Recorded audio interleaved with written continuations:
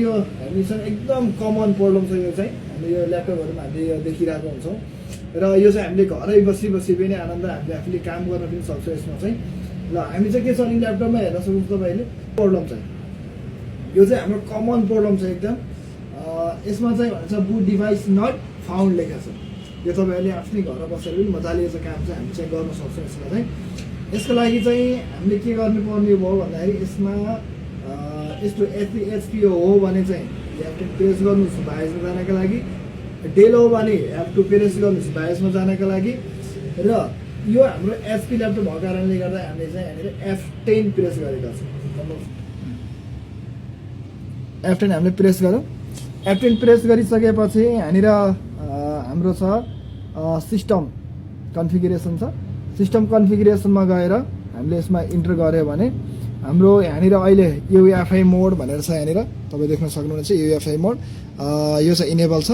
र लेगेसी मोड भने चाहिँ हाम्रो यो डिसेबल छ यहाँनिर यो हाम्रो लेगेसी मोडमा चाहिँ हाम्रो विन्डोज भएको कारणले गर्दाखेरि यो लेगेसी मोडलाई हामीले चाहिँ के छ इनेबल हामी यहाँनिर छ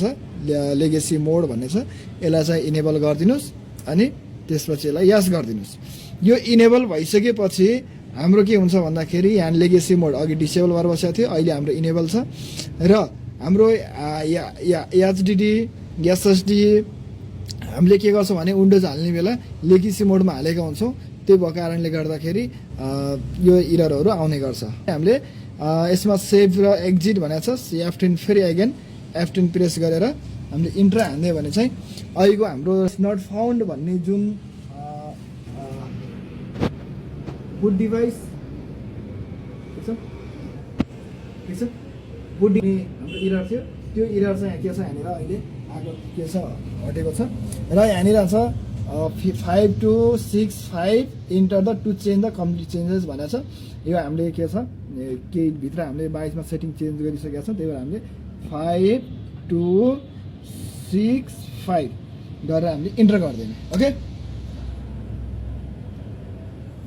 अहिले चाहिँ हाम्रो विन्डोज ओपन भइसकेको छ यो चाहिँ हाम्रो बुट नट डिभाइस फाउन्ड यदि प्रब्लम यदि आयो भने तपाईँहरूले यसरी नै चलिरहेको ल्यापटपमा इरर आयो भने यसरी नै तपाईँले आफ्नो ल्यापटप कम्प्युटरको प्रब्लमलाई सल्भ गर्न सक्नुहुनेछ